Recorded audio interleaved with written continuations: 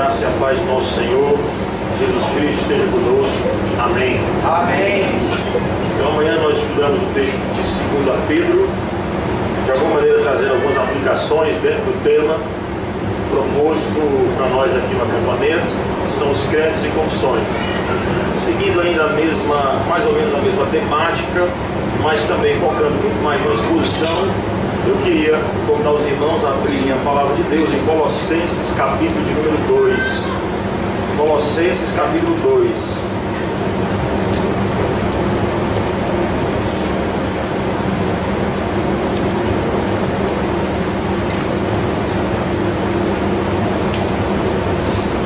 Colossenses 2.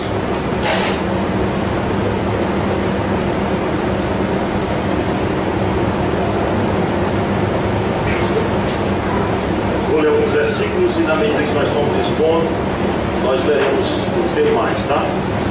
Diz assim o texto sagrado, Colossenses capítulo 2. Gostaria, pois, que soubesseis quão grande luta venho mantendo por vós, pelos laodicenses e por quantos não me viram face a face, para que o coração deles seja conforme ou confortado e vinculado juntamente em amor, e eles tenham toda a riqueza da forte convicção do entendimento para compreenderem plenamente o mistério de Deus Cristo, em quem todos os tesouros da sabedoria e do conhecimento estão ocultos. Assim digo, para que ninguém vos engane com raciocínios falazes, pois embora ausente quanto ao corpo, contudo, em espírito estou convosco, alegrando-me, verificando a vossa boa ordem e firmeza da vossa fé em Cristo.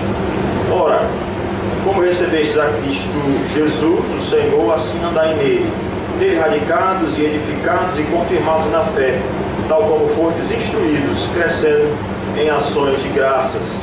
Cuidado que ninguém vos venha a enredar com sua filosofia e vãs sutilezas, conforme a tradição dos homens, conforme os rudimentos do mundo e não segundo Cristo, porquanto nele habita corporalmente toda a plenitude da divindade. Como disse, na medida que nós estivermos expondo, eu lerei os demais versículos desse capítulo. Vamos orar mais uma vez. Ó Deus eterno, Deus santo, nós estamos com a tua lei diante dos nossos olhos. Hoje é o teu dia reservado para isso, para nós nos dedicarmos às questões relacionadas ao teu reino, à adoração ao Senhor, a descansarmos mesmo, ó Pai, nas tuas questões, nas questões relacionadas à tua vontade, ao culto ao Senhor. Pedimos, ó Pai, que o Senhor nos abençoe, nos ilumine, para que entendamos a tua lei, Senhor. É o que nós te pedimos em nome de Jesus. Amém. Amém. Irmãos, certamente você já passou por alguém e uma pessoa muito necessitada, talvez uma pessoa com alguma deficiência física, talvez uma pessoa com fome, né? A pessoa simplesmente estava ali com fome e você teve misericórdia dela, você se compadeceu dela por conta daquela miséria que estava ali diante dos seus olhos. Eu creio que você já passou por isso. Eu já passei em restaurante, às vezes você vê uma criança, né? Você vê às vezes até um adulto mesmo, precisando muito de uma ajuda, você fica naquela dúvida, mas no fundo do coração às vezes impera aquele sentimento de misericórdia, de compaixão. Às vezes é sincero, às vezes não, mas o certo é que eu creio que todo mundo aqui já passou por uma dessas experiências. Infelizmente, nós não temos costume de linkar isso a necessidades espirituais. Não que aquelas pessoas não tenham necessidades espirituais, mas eu me refiro aqui à miséria, por exemplo, de falta do conhecimento de Deus, a miséria, por exemplo, de ver pessoas ali, ou pessoas que estão afogadas em heresias as mais absurdas possíveis, e às vezes nós não temos misericórdia dessas pessoas, como temos misericórdia de quem está passando por uma miséria de fome, falta de recurso financeiro. Nós nos sensibilizamos muito mais facilmente com as questões materiais do que com as questões espirituais. Não foi o caso do apóstolo Paulo aqui. A preocupação principal de Paulo nessa carta é com a situação espiritual da igreja de Colossos. E interessante que essa é uma igreja que o apóstolo Paulo não plantou e nem conhecia, como ele vai dizer aí no verso 1 do capítulo 2, diz que ele não conheceu face a face, ele não teve contato com aquela igreja. Mas a despeito do fato do apóstolo não ter tido esse contato, esse tato com a igreja, ele soube, por meio de Epáfras, da situação dessa igreja e se compadeceu dela. De sorte que Paulo, preso na cadeia, inclusive por conta da fé, da sua fé, ele escreve essa carta aqui para ajudar aquela igreja. É uma carta de misericórdia mesmo. O apóstolo Paulo está combatendo ali várias heresias que têm atacado aqueles irmãos. É certo que alguns escapavam, como o apóstolo Paulo vai dizer na carta, mas alguns outros irmãos acabaram se deixando enredar por aquelas questões heréticas, tá? E o apóstolo Paulo então escreve essa carta para ajudá-los, tá? Eu disse para vocês que o apóstolo Paulo não conhecia essa igreja de ir lá, né? E nem plantou. O apóstolo Paulo plantou outras igrejas, como por exemplo a igreja de Filipos, que foi a primeira igreja que ele plantou. Mas essa igreja aqui, particularmente, ele não plantou. E ela ficava ali naquela região chamada região da Frígia, né? Que foi muito famosa na história da igreja. Muito famosa mesmo. De lá saiu pais da igreja, por exemplo, Papias, o bispo de Herápolis, né? Que tinha lá uma certa influência naquela região da Frígia. E era composta basicamente por essas cidades, Laodiceia, né? Hierápolis e Colossos. Então o apóstolo Paulo está aqui preocupado com essa região, especificamente ele interessa lá para os irmãos de Colossos, e preocupado com a miséria espiritual que estava atacando aquela igreja, e alguns irmãos já estavam vivendo aquela heresia. Essa região, segundo os estudiosos, os historiadores desse período, essa região ela era habitada por muitos judeus.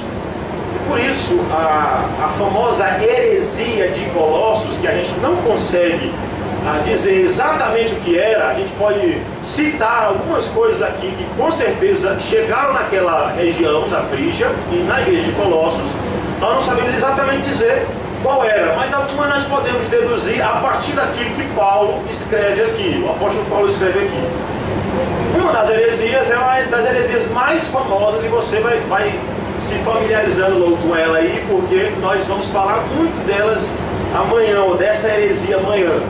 Uma heresia muito combatida aqui já no primeiro século, surgiu aqui no início, na verdade na primeira metade do primeiro século, surgiu uma heresia chamada gnosticismo. Gnosticismo é um pensamento de caráter filosófico religioso que começou aqui no segundo século e que recebia uma carga filosófica muito grande do platonismo, né? Principalmente no que diz respeito ao dualismo platônico.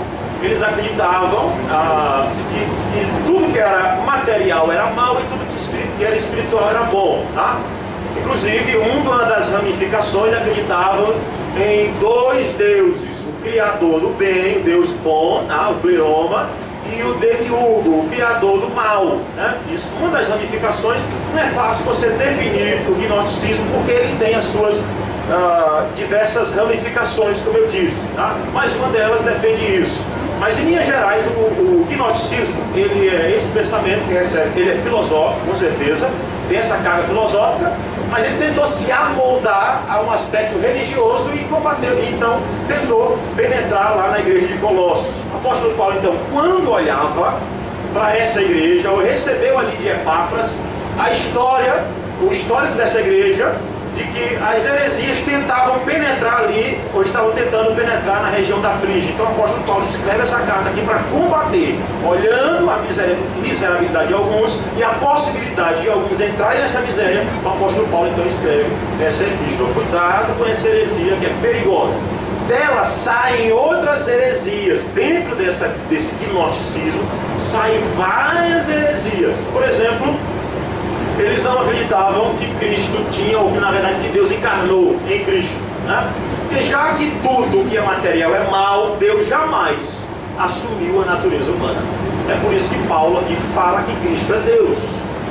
Ele toda hora ele fica enfatizando a divindade do Senhor Jesus Cristo, por causa do gnosticismo que estava lá gerando essa heresia absurda, dizendo que Cristo não era Deus, tá bom? Nós vamos falar melhor dela amanhã. Mas não somente isso, o gnosticismo também acreditava que já que o corpo é mau e o espírito é bom, tudo que é material é mau e o espírito que é bom, isso gerava também dois tipos de sentimentos em relação ao corpo. Alguns diziam o seguinte: você tem que mortificar esse corpo, tem que fazer uns jejuns exagerados, você tem que se isolar bastante. Isso gerava um certo ascetismo, um isolamento, né? Há pessoas que se isolavam para ficar dentro do quarto, fechado, né? Para alcançar uma santidade superior. Então Paulo combate aqui essa heresia. Gente que acha, não, eu quero me santificar, mas vou ficar dentro do quarto só orando, eu não quero ver ninguém. O apóstolo Paulo vai meter a tocada nessa heresia aqui, nessa epístola, tá? Então, o gnosticismo produz o ascetismo, mas também uma espécie de misticismo, né? Porque se acreditava muito em forças espirituais, né? Se acreditava muito nos espíritos, já que dava muita ênfase na importância do lado espiritual. Se acreditava muito no governo, né?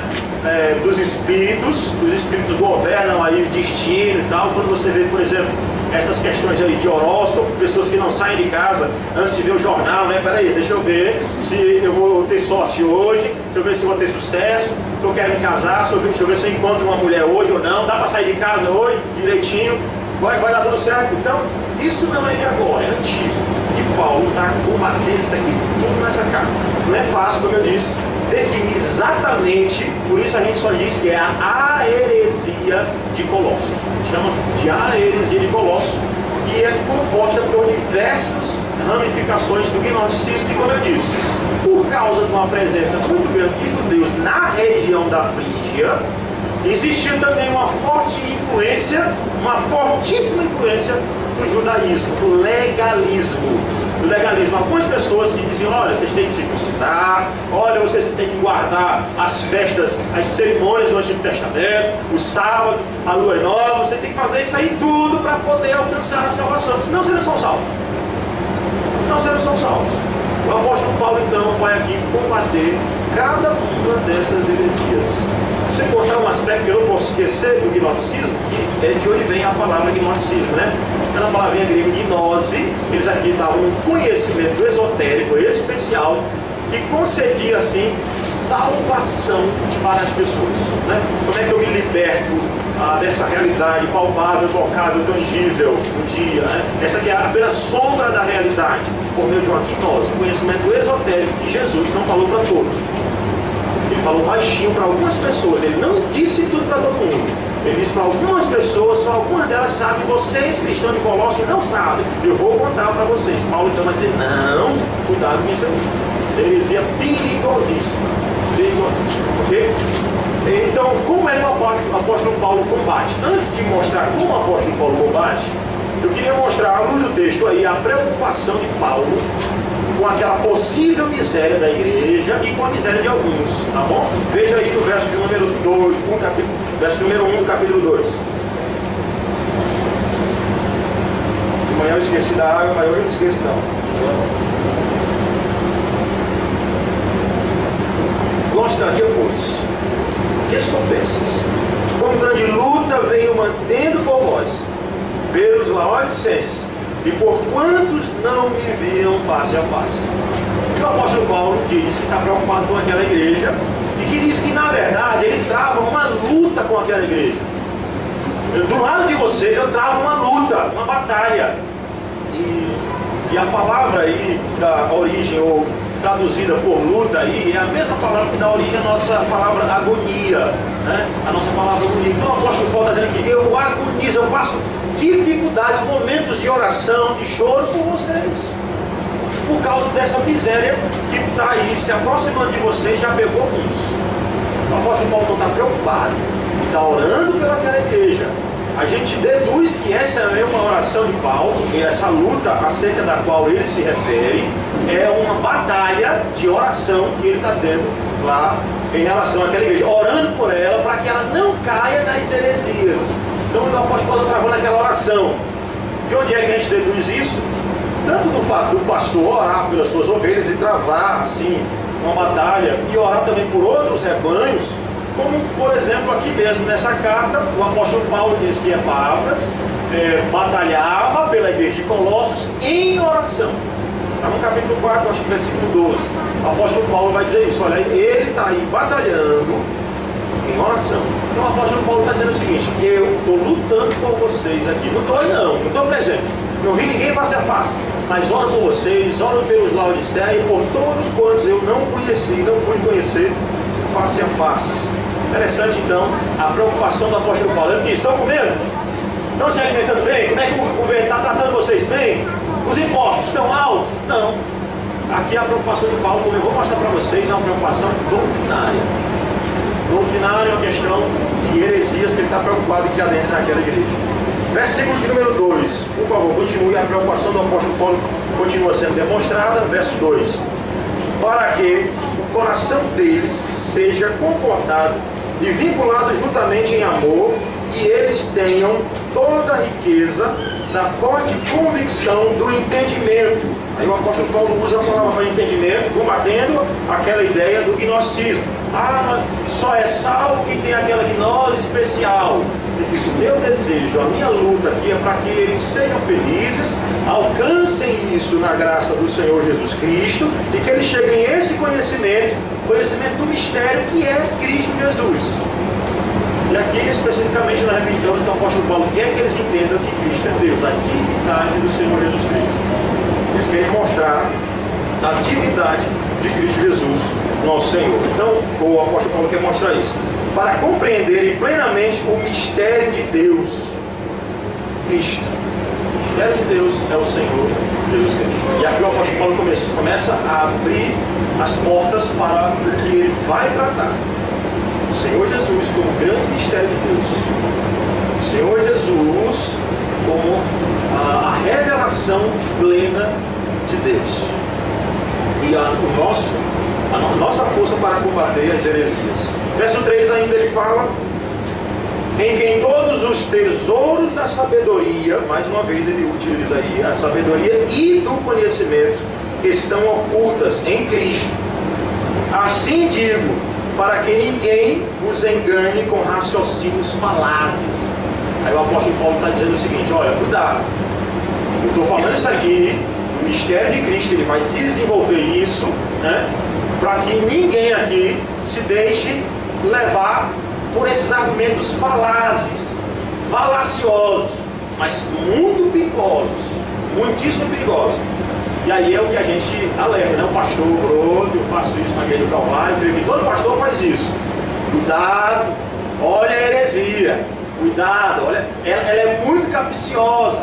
São discursos falazes. A palavra aqui para discurso falaz original dá a ideia de um discurso de alguém que faz um discurso de retórica, muito bonito, muito bom, cheio de argumentação. É aquele advogado que está errado, mas pela argumentação ele ganha a causa. Então cuidado, tá? A gente diz cuidado, mas o indivíduo não tem. É igual o irmão Moriesler, né? Que chegou aqui e disse: vai ter um fogão da morte ali dentro. Tem um fogão da morte, mas o pessoal ainda quer entrar no fogão da morte. Fazer um cafezinho, pastor. Então é desse jeito que Paulo está dizendo: cuidado, prestem atenção. A heresia está à porta, os discursos são perigosos, tá?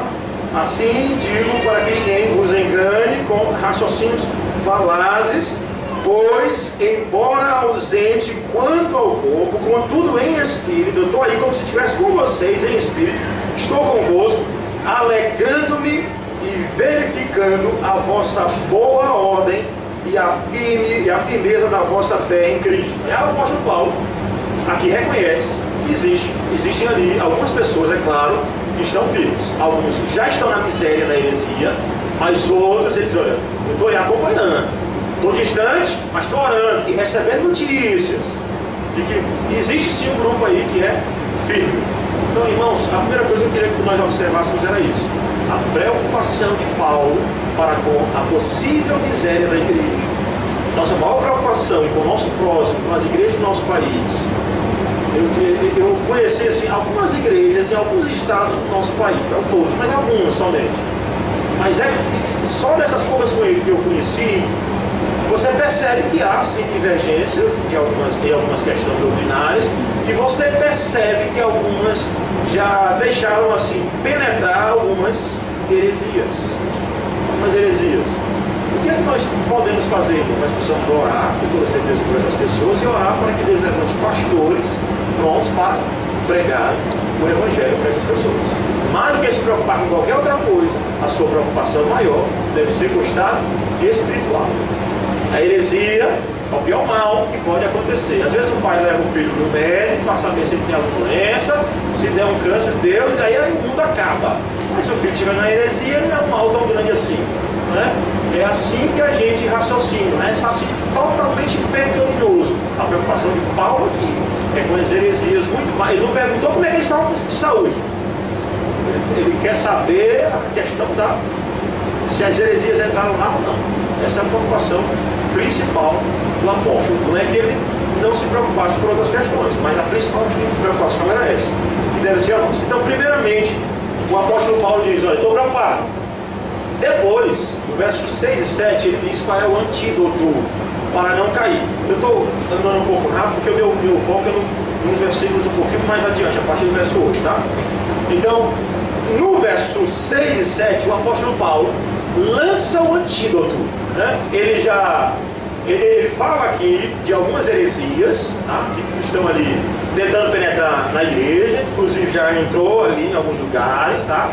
E então, o apóstolo Paulo diz que está preocupado, está feliz porque tem firmeza dos irmãos, mas ele diz o antídoto. Ele diz: olha, tem a solução para esse problema, e tem como você se blindar dele. Está aí versos 6 e 7. Ora, como recebestes a Cristo Jesus, o Senhor, assim andai nele. Aqui o apóstolo Paulo utiliza o reverendo Augusto Nicodemo, nesse livro aqui, A Supremacia e a Suficiência de Cristo, que é uma espécie, não chega a ser um comentário, mas ele fala da lição geral do livro de Colossenses. É muito indicado para nós, tá? A supremacia e a suficiência de Cristo. Ele diz uma coisa interessante, uma sacada extraordinária aqui. Ele diz o seguinte, que no verso 6 aí, como em diversos outros versículos, o que há é a dinâmica paulina na carta, aqui na carta de Colossos. A dinâmica paulina, o apóstolo Paulo dá um indicativo e depois ele traz o imperativo. Dá um indicativo e depois ele traz o imperativo. Mais na frente eu vou mostrar para vocês como é que ele faz isso também. Mas aqui ele faz isso. Verso 6, olha. Ora, como recebestes a Cristo, na verdade a melhor tradução seria a seguinte: já que recebestes a Cristo, o Senhor, andai nele. Aí vem a ordem, imperativo. Ele dá um indicativo: já que vocês já receberam o Senhor Jesus Cristo, agora vocês precisam andar nele. O antídoto para as heresias é andar como o Senhor Jesus Cristo andou. É ser a verdade, andar com a verdade. A base é Ele. É Ele. Então o apóstolo Paulo está dizendo o seguinte: o antídoto para a heresia é o Senhor Jesus Cristo. Aí ele diz: em Cristo, verso 7, nele, radicados, ele usa a linguagem da agricultura, da botânica, né? Da raiz, enraizado. Você tem que estar enraizado em Cristo Jesus, porque senão você vai morrer. No primeiro vento você cai, no primeiro vento de heresia você cai. Você não vai aguentar, você não vai conseguir desenvolver e crescer. Nele enraizado, depois ele utiliza a linguagem do edifício, nele edificado, Cristo é a base do edifício, tá? Pedro dá muito bem faz uma ilustração excelente, né? Lá na primeira carta, ele diz o seguinte: a pedra que os construtores rejeitaram, a ideia é que tem um construtor que faz assim, uma seleção de pedra, né? Ele olha com a pedra, vê se ela se encaixa ali para construir o edifício. Não, essa daqui não se encaixa, essa também não se encaixa, essa se encaixa. Mas uma que os construtores rejeitaram, que é Cristo Jesus, ele disse que veio a ser a principal pedra. Uma que ninguém olhou para ela, é a principal pedra do edifício. Então ele vai dizer: olha, se vocês não tiverem edificados em Cristo Jesus, na principal pedra angular, a pedra de ângulo, a principal da construção, vocês vão cair na primeira vento de heresia. Não adianta, irmão, você só lê Confissão de Fé Westminster, você só lê os créditos, credo apostólico, credo niceno. Não adianta, você precisa estar enraizado no Senhor Jesus Cristo, edificado no Senhor Jesus Cristo. O próprio próprio Cristo também utiliza essa linguagem do edifício, né? Não edifique a sua casa na areia, mas na rocha. O Senhor Jesus Cristo, então, é a base. Qual é a base? Pastor, qual é o antídoto? Eu preciso estar em Cristo, enraizado, em Cristo, edificado. E ele vai dizer assim, no verso 7, e confirmados na fé, dia após dia, confirmados na fé. E isso tem muito a ver com o nosso estudo amanhã sobre confessionalidade, né? Confirmados na fé, dia após dia, renovando o conhecimento, buscando a Deus, estando pronto para dar a razão da nossa esperança. Confirmados na fé, tal como fostes instruídos, do jeito que vocês receberam, crescendo em ações de graças, glorificando a Deus, dando graça a Deus por tudo. Então, ele está preocupado, ele diz qual é o antídoto para eles não caírem na heresia, e no verso de número 8, o apóstolo Paulo, verso 8, então, ele faz aqui uma advertência. Ele faz uma advertência. Veja aí, verso 8. Cuidado que ninguém vos venha a enredar com sua filosofia e vãs sutilezas. Aí, mais uma vez, o apóstolo Paulo fala da periculosidade da linguagem das heresias. Irmãos, nós temos que tomar, mais uma vez eu repito, nós temos que tomar muitíssimo cuidado com a linguagem. Eles são muito perigosos. E principalmente você que é novo na fé, leia mais a Bíblia, leia mais os crentes. A pessoa chega agora na igreja, pastor, eu quero ler sobre satanismo. Não, vai, pelo amor de Deus, vai ler pelo menos a Bíblia primeiro, os fundamentos da fé, vai se enraizar primeiro, aí já quer. E eu quero dizer para você, você que é novo na fé, não vá sair debatendo aí com a heresia não, que você vai perder. Eu estou dizendo, não, você vai perder. Primeiro você se fortalece, senão você vai perder tranquilamente o debate. E estou cansado de crente que chega para mim e diga, pastor, cansado entre aspas, pode chegar, tá? Hoje quando eu digo isso, cansado, pastor. Eu digo assim, o que acontece, pastor? Mas eu vi fulano de tal falar que no dia do Senhor, não sei o que, assim, assado. Onde foi que você aprendeu os tempos que eu estava debatendo? Não, mas nem aprendeu os fundamentos, já está debatendo com as pessoas aí. Então, primeiro, cuidado. O apóstolo Paulo está dizendo o seguinte, olha, cuidado que ninguém vos venha a enredar com a sua filosofia e vãs sutilezas. É muito sutil, irmãos. Os gnósticos, eles não negavam de total aquela realidade do Senhor Jesus Cristo, não, tá bom? Só que ele dizia que ele é mais uma das muitas emanações de Deus. Não, aí está errado totalmente. Mas eles procuravam, a filosofia era muito sutil, que acabava enganando muita gente. É assim a heresia hoje. Se você não tomar cuidado, ela leva você na conversa. Então, muitíssimo cuidado. Conforme a tradição dos homens, conforme os rudimentos do mundo. Então o apóstolo Paulo está dizendo, a tradição de homens. Não é Bíblia, tá? Mas eles fazem teologia em cima de tradição humana. Está cheio de igrejas assim, cheio de igrejas que fazem teologia. Por isso que créditos e confissões é importante. Não deixa a gente fazer teologia em cima de tradição humanas, mas em cima das escrituras sagradas. Por exemplo, se você lê o capítulo 1 da Confissão de Fé de Westminster, ele fala da importância das escrituras sagradas como a base daquilo tudo que vai ser dito. Então, para você fugir das tradições humanas, você precisa então ter, com toda certeza, um credo, uma confessionalidade. Então o apóstolo Paulo vai dizer, conforme os rudimentos do mundo e não segundo Cristo. Veja o contraste. As heresias versus Cristo. Isso que o apóstolo Paulo está fazendo aqui. Qual é a grande argumentação de Paulo? O Senhor Jesus Cristo é superior a todas as propostas de salvação e santificação oriundas das heresias. Vou repetir, o Senhor Jesus Cristo é superior a todas as propostas de salvação e santificação oriundas das heresias. Podem inventar, o Senhor Jesus Cristo é superior a todas elas. E aí então, é quando o apóstolo Paulo vai combater cada uma das heresias, mostrando a superioridade. E o livro do pastor Augusto faz jus, né? A supremacia e a suficiência de Cristo.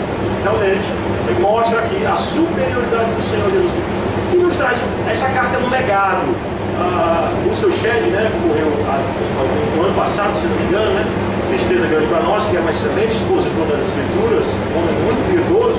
Ele diz algo interessante comentando aqui também essa carta.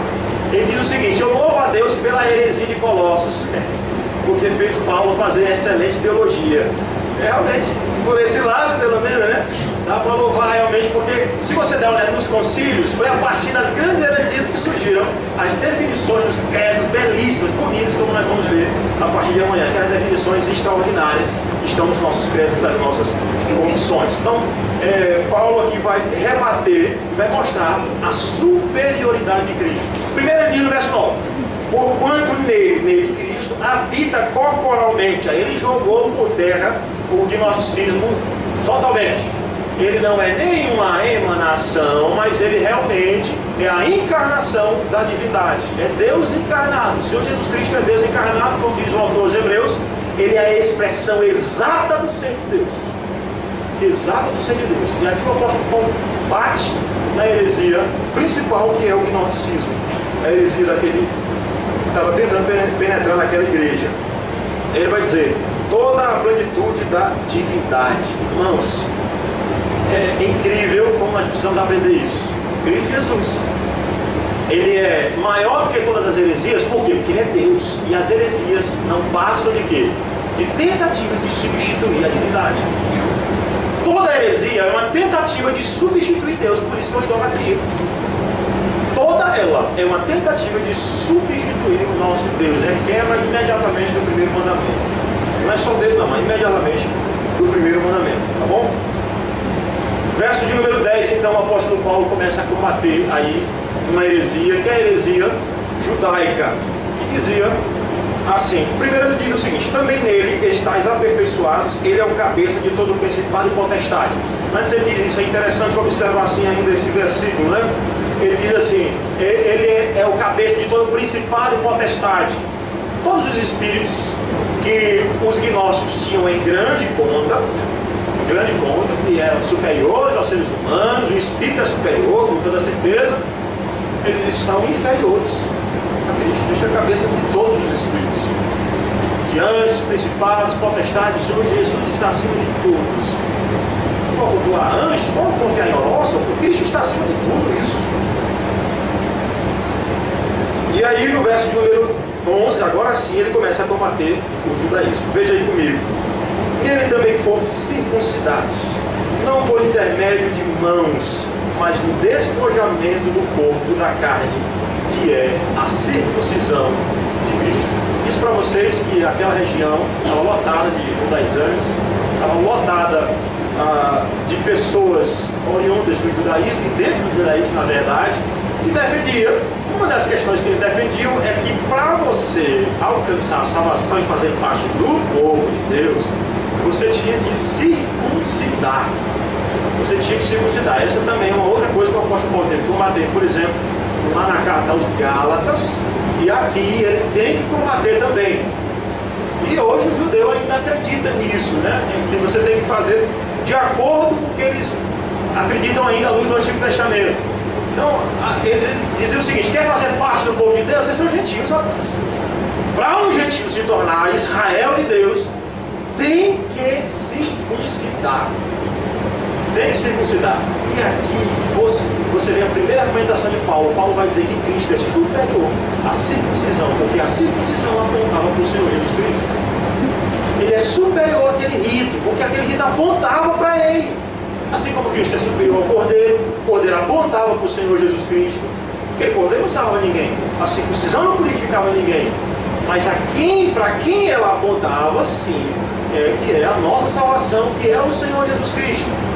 E aqui é um entendimento, claro, dos presbiterianos, que essa é uma base para nós, hoje, com toda certeza, batizarmos as crianças. E aqui também uma grande incoerência daqueles que não batizam.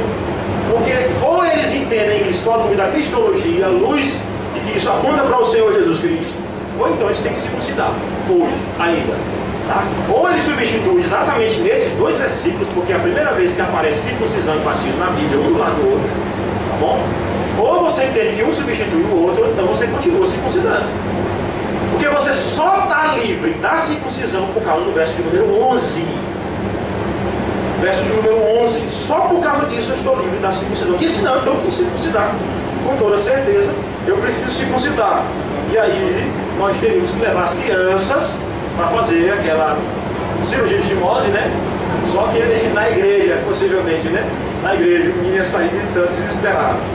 Mas o apóstolo Paulo vai dizer aí, ó, no verso número 11: nele também foste circuncidados, não por intermédio de mãos. Aí ele vai falar de uma circuncisão que não é aquela circuncisão do Antigo Testamento, mas no despojamento do corpo da carne. Ele vai dizer que aquela circuncisão ela apontava para a morte do Senhor Jesus Cristo. Ele paga o sangrento, doloroso, sanguinário, aquele ritual sanguinário, para trazer um ritual suave para nós, que não dói nada.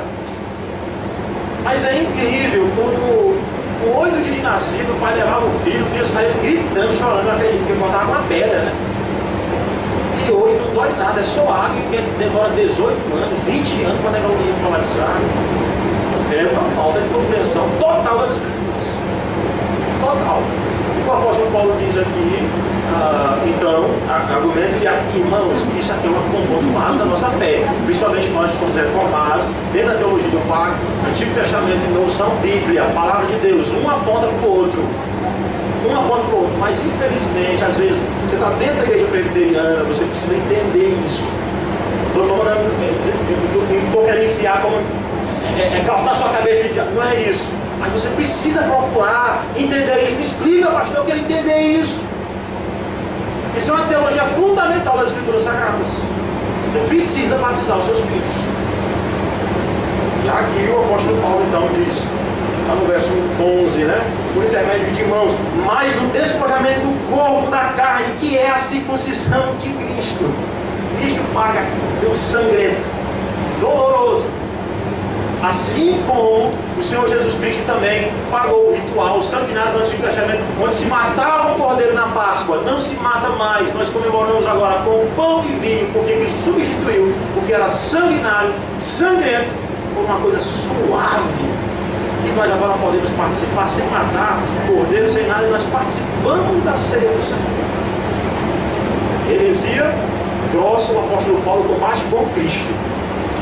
Qual é a base da apologia de Paulo? Jesus Cristo. Qual deve ser a nossa apologia? Jesus. Jesus deve ser a nossa apologia. Não é a força do meu argumento. É Jesus, irmão. O Senhor Jesus é a nossa apologia, o centro da nossa defesa. Tá? E aí no verso 12 ele vai dizer, tendo sido, e aí ele faz uma ligação, veja que ele diz, da continuidade, tendo sido sepultado juntamente com ele no batismo, no qual igualmente fostes ressuscitados mediante a fé no poder de Deus que ressuscitou dentre os mortos. E os dois rituais que estão juntos aqui apontam para a obra de Cristo. Tanto o batismo, tanto a circuncisão quanto o batismo, né? Apontam para momentos cruciais da obra do Senhor Jesus Cristo, para a sua morte na cruz do Calvário, para a sua ressurreição. Não mais um ritual sanguinário, mas um ritual suave. Verso número 13. Então o apóstolo Paulo, essa é a primeira argumentação de Paulo. O Senhor Jesus é superior à proposta de salvação dos judeus. Pastor, o judeu, eu tenho um amigo judeu, e ele diz que só tem salvação se eu me tornar lá um participante do judaísmo. Está aqui, que história é essa? Vamos para as Escrituras Sagradas. O Senhor Jesus Cristo é nossa circuncisão, nós já fomos circuncidados nele, agora nós vamos ser batizados, porque circuncidados já vamos ter. Ele agora ordenou ir por todo mundo, fazer discípulos de todas as nações, batizando, e não digo mais circuncidando, mas batizando em nome do Pai, do Filho e do Espírito Santo. Essa é a ordenança para nós. Os dois são selos do pacto, mas a maneira de ser administradas elas mudam por causa do fundamento das duas, que é o Senhor Jesus Cristo. Olha, você vai perceber aqui, na medida que eu estiver expondo, o que eu estou fazendo, que o Senhor Jesus é responsável pela mudança de administração dessas coisas. Contigo, para o novo. Bom? Verso número 13, veja aí comigo, por favor. E a vós outros que estáveis mortos, e aí ele se refere aos gentios, que muitas vezes eram acusados de não serem cristãos, não serem salvos, na verdade não serem cristãos, não, de não serem salvos, de não fazerem parte do povo de Deus. Então ele vai dizer aí, no verso 13, e a vós outros que estáveis mortos pelas vossas transgressões e pela incircuncisão da vossa carne, vocês que eram incircuncisos, vocês que para todo mundo não tinha salvação, Aí ele vai dizer, e pela incircuncisão da vossa carne, vos deu vida juntamente com ele, perdoando todos os nossos delitos. Aí ele se inclui, ele diz que não é mais gentil, é todo mundo. É todo mundo. Tá? Cristo então anula o nosso escrito de dívida. E aí nós vamos ver que o Senhor Jesus Cristo, ele é superior à proposta de salvação pelo cumprimento da lei. Porque é maior do que a condenação da lei, porque ele pagou por ela. Então, primeiro, o apóstolo Paulo argumenta que o Senhor Jesus Cristo é superior à circuncisão. Agora ele diz que ele é superior à proposta de salvação pela lei, porque pela lei ninguém consegue ser salvo. Pelo contrário, o que tem contra você é um escrito de dívida. O escrito de dívida é a lei de Deus que você quebra 24 horas. É assim que acontece comigo e com você. Nós quebramos a lei de Deus, então existe um escrito de dívida que é contra nós. Contra nós, a lei de Deus é contra nós. Meus irmãos, é uma loucura defender salvação pelas obras, acreditar que você cumpre o mandamento para ser salvo. E o apóstolo Paulo vai dizer então, veja a argumentação dele aí, parte B do versículo 13: vos deu vida juntamente com ele, perdoando todos os nossos delitos, tendo cancelado o escrito de dívida. O escrito de dívida, que é a lei de Deus, o escrito de dívida. Porque o apóstolo Paulo vai falar da mesma lei lá em Romanos capítulo 8, mas falando dela cumprida por Cristo, dela descumprida, ou ela não cumprida por Cristo, não descumprida, mas não cumprida. Tá? Aquele que não está em Cristo não cumpriu a lei, que está em Cristo cumpriu. Ele vai dizer agora, pois já não há condenação para os que estão em Cristo Jesus, porque a lei do Espírito da vida em Cristo Jesus te livrou da lei do pecado e da morte. Duas leis. A lei do Espírito da vida em Cristo, cumprida por ele, te livrou da lei do pecado e da morte. Aquela que eu tenho que cumprir por mim mesmo. É o pacto das obras. É o pacto das obras. Depois que Adão pecou, eu tenho que cumprir, mas eu não consigo, pastor. Então o que tem contra mim? Escrito de dívida. Escrito de dívida. Não deixe cumprir os 10 mandamentos. Uma vez eu fui para um debate na rádio. E aí o pastor chegou e estava tentando provar o argumento, o seu argumento de que nós temos sim livre-arbítrio, né? E aí então eu questionei assim para ele, pastor, então me diga uma coisa, você então, se quiser, consegue cumprir a lei de Deus? Ele disse, consigo. Então por que você não faz? Você não pode. Por que não faz? Já é salvo, tem um querer no coração, já é salvo. Por que não faz? Irmãos, nós não temos livre-arbítrio porque nós não conseguimos cumprir a lei de Deus. Tá? Nós não conseguimos agir contra a nossa própria natureza. Nossa natureza é pecaminosa, corrupta, só tende para o mal. Mas o que o apóstolo Paulo vai dizer que Cristo é superior ao escrito de dívida, à condenação da lei. O que ele vai dizer no verso número 14: tendo cancelado o escrito de dívida que era contra nós e que constava de ordenanças, o que nos era prejudicial, altamente prejudicial. A salvação pelo cumprimento da lei é altamente prejudicial para nós, porque nós não conseguimos cumprir nada. Aí então o apóstolo Paulo vai dizer: removeu inteiramente, encravando na cruz do Calvário. Bendito seja o nome do Senhor Jesus Cristo. De uma vez por todas, enquanto aqueles pregos perfuravam o Senhor Jesus Cristo, o nosso escrito de dívida, o meu pecado, o sofrimento de Cristo não eram os pregos, mas os meus pecados caíram sobre o Senhor Jesus Cristo. E a minha malignidade, a minha quebra da lei, o que me era prejudicial, caiu sobre ele. Ai, você sabe, a melhor teologia que existe é a baseada no Senhor Jesus Cristo. A salvação pela graça, os méritos só dele, o cumprimento só dele. Ele vai dizer aí, encravando na cruz do Calvário, e ele vai dizer, e despojando os principados e potestades. Eu gosto muito da figura do filme Troia, né? O meu filme preferido é Troia. E eu gosto muito do filme, é épico, né? E Troia tem uma cena, a pior cena do filme é a que eu vou citar aqui, porque eu gosto do Heitor, né? Lá, o Heitor é um guerreiro humano, né?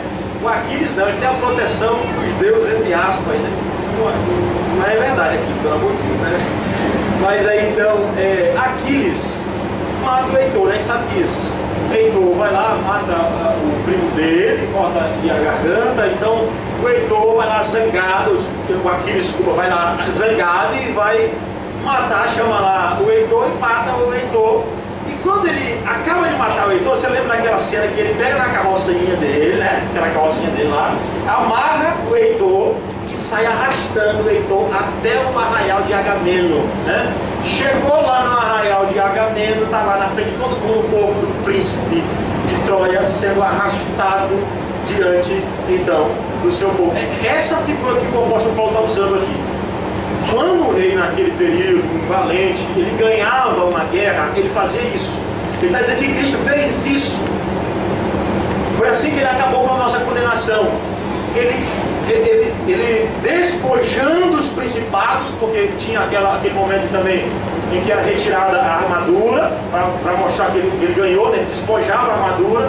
Então ele vai dizer que ele despojando os principados e as potestades, aqui, as forças espirituais do mal, publicamente os expôs ao desprezo, triunfando deles. Aonde? Na cruz do Calvário. A nossa maior condenação foi paga na cruz do Calvário pelo Senhor Jesus Cristo. A proposta de salvação do judaísmo é fraca. Não dá para cumprir a lei. Pelo contrário, a do Senhor Jesus Cristo é correta, porque foi Ele que venceu no nosso lugar. Assim como aquele povo acreditava muito lá em Aquiles, né? Nós não acreditamos em Aquiles, acreditamos no Senhor Jesus Cristo. Ele é o nosso Salvador. Foi Ele que despojou todos os principados e potestades. Então o Senhor Jesus Cristo, Ele é superior, com toda certeza, à circuncisão. Ele é superior à proposta de salvação pela lei. E agora, Ele é superior às cerimônias do Antigo Testamento. Veja aí o versículo número 16. Versículo 16.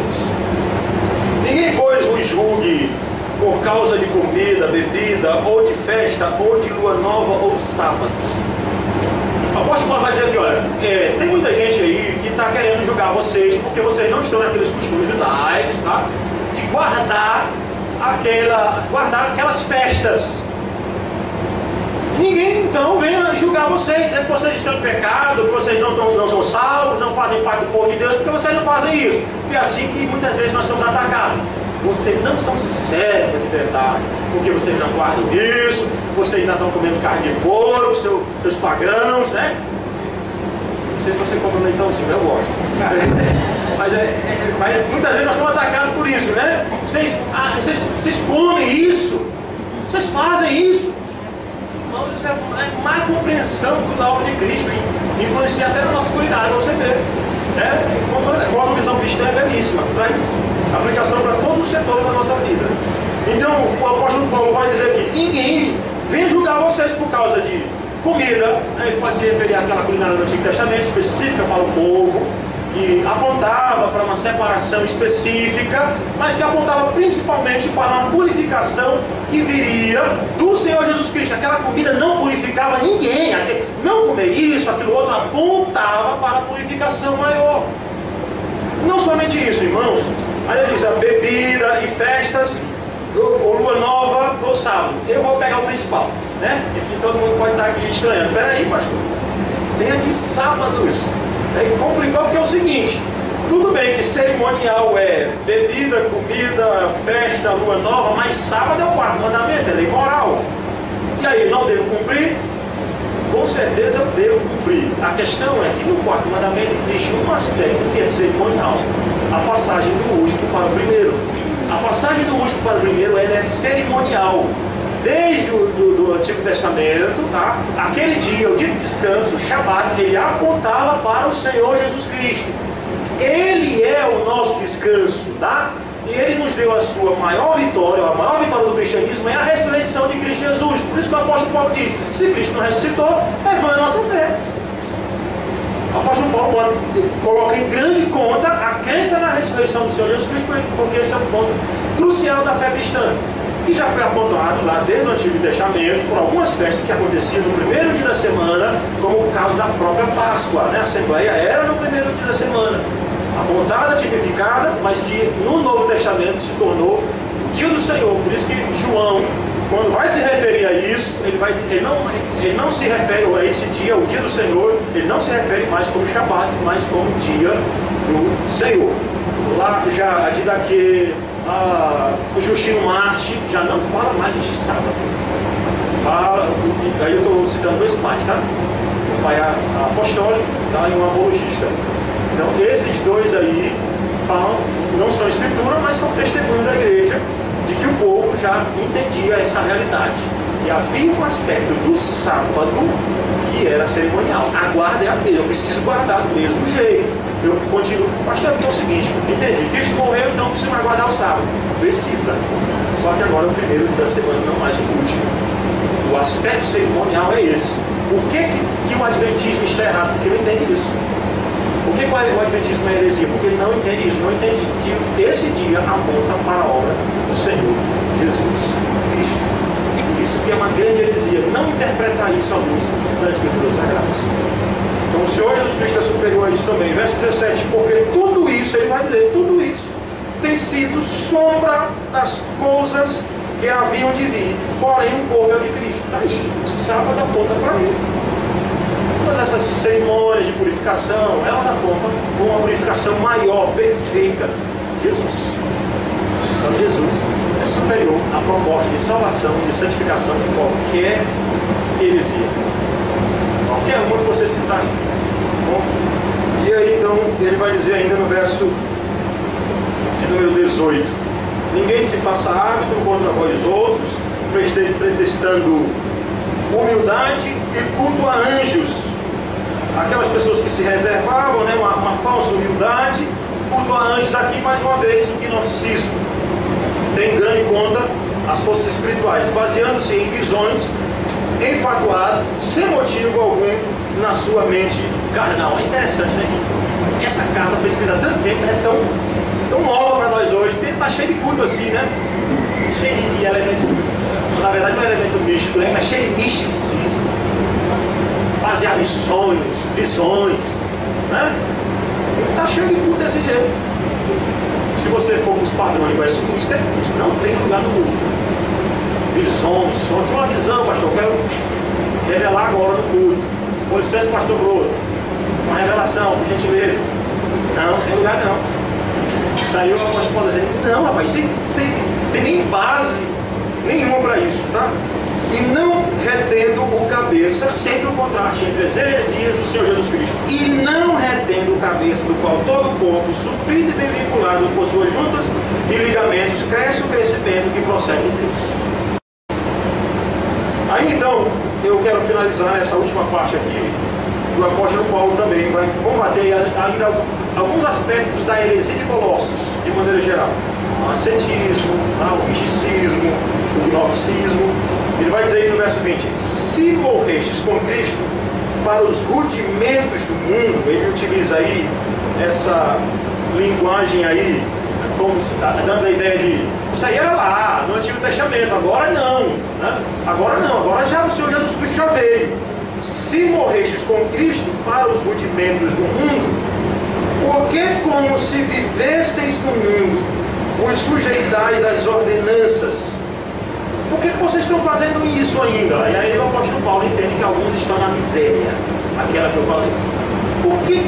Olha, se vocês já morreram com Cristo, veja aí, se morrestes com Cristo, e aí ele usa aí o indicativo, esperando que eles obedeçam aquilo de acordo com a vontade de Deus.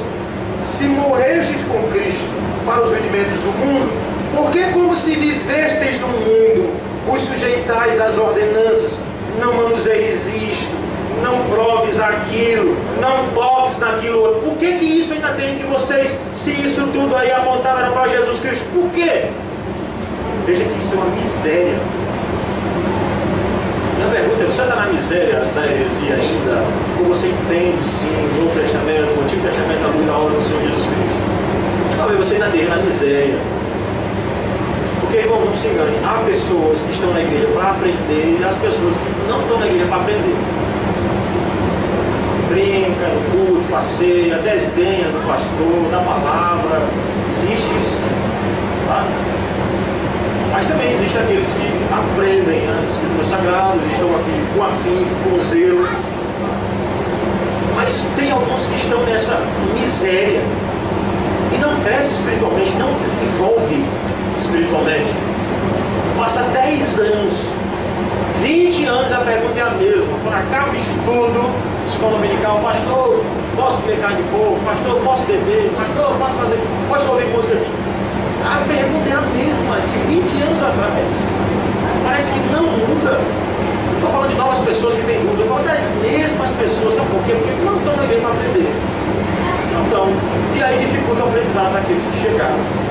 Pode ter certeza. E acaba adoecendo. Igreja doente adoece os que vão chegando. Isso é bíblico, é lógico. Uma lógica bíblica, tá? Então algumas pessoas ainda estão fazendo isso, desconsiderando totalmente a ordem de Cristo.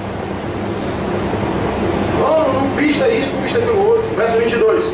Segundo os preceitos e doutrina dos homens, pois que estas coisas com o uso se destroem. Claro, roupa, comida, isso acabou, isso elas não têm significado em si mesmas. É por isso que o apóstolo Paulo, escrevendo lá aos Coríntios, ele vai dizer: eu sei que vocês sabem que o ídolo de si mesmo nada é do mundo. Olha, essas coisas aí. O pessoal estava lá na praça, na Copa de Corinto, lá comendo um churrasco, que estava lá dedicado aos deuses pagãos, né? Estava comendo, não posso falar, o pecado não sai não. O pecado não sai não, eu sei que não tem pecado nisso. Mas ele está partindo do pressuposto que existem algumas pessoas imaduras. Existem também as imaturas, aquelas que chegaram há pouco tempo, aquelas que são neófitas. E o verso 23 vai dizer: tais coisas, com efeito, têm aparência de sabedoria. Parece sabedoria demais. É muito mais sábio que isso, é muito mais santo. Só parece.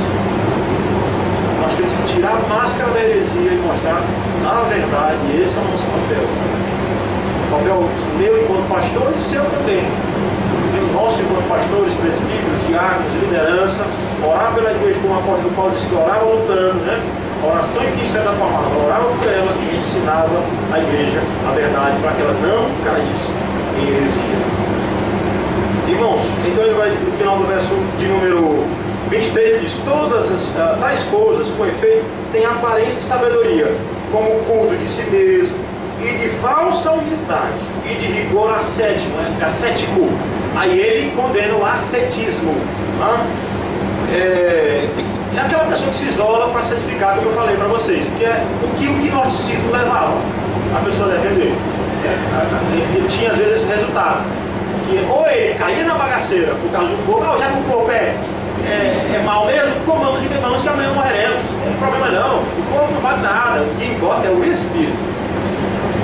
E o outro seria não, o corpo você mortifica. Então faz orações, aquelas pessoas, orações a noite toda, um monte, vamos orar no monte a noite toda, vamos jejum a noite toda, achando que aquela proposta ali é a proposta ideal de santificação. O apóstolo Paulo vai dizer: epa, se isolar não resolve o problema.